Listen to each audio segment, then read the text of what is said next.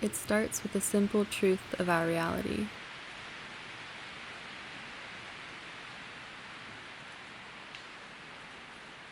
In everything, living and dead, animate and not, is spiritual energy.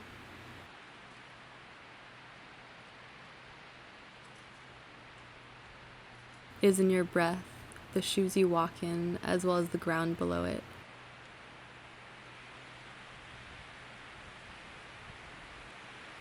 It is in the skies, the mountains. There are 5 sources of this energy, 5 elements that a sorcerer may draw from.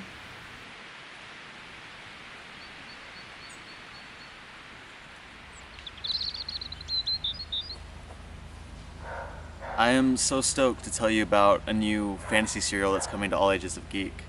So, Legend of Elianna is sort of like Percy Jackson meets Avatar: The Last Airbender, and here's my attempt at an abridged synopsis. So Evelyn has trouble staying in lines that her Fae mentor sets for her, and Brooklyn has never felt true as Fae, the identity chosen for her. And Ira is filled with rage, just the product of a poor and broken home. So when Ira's spirit is split in two, half of it awakes as a dragon hybrid on Tatu, which is a hidden island floating above the Pacific Northwest, but it's among much conflict.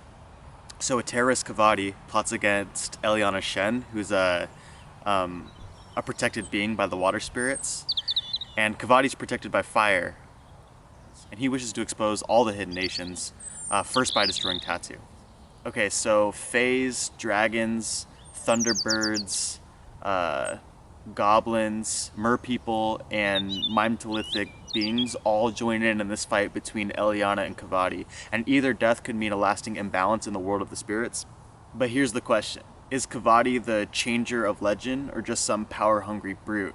And more importantly, can Ira, Evelyn, and Brooklyn come together to make a difference? Alright, so you can listen to the first episode right now at All Ages of Geek, and it's in the form of a podcast where I read the chapter first and then talk about the process of writing it after. And stay tuned for the fiction section where you'll be able to read it. And if you can't wait, you can head over to my website and read it there. Also check me out on Instagram. Thanks, y'all. I hope you like it.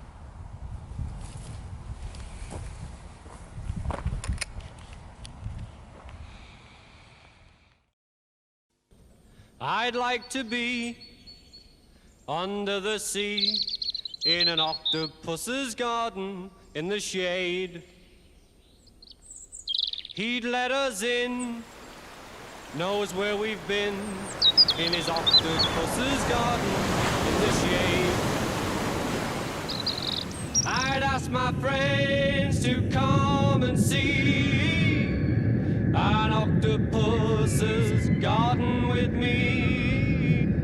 I'd like to be under the sea in an octopus's garden in the shade.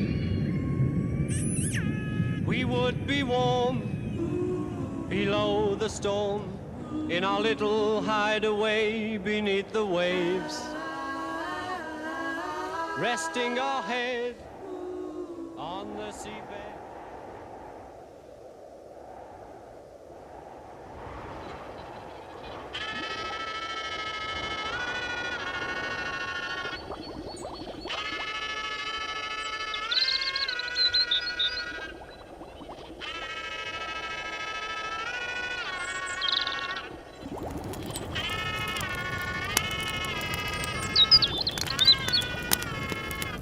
We would shout and swim about the coral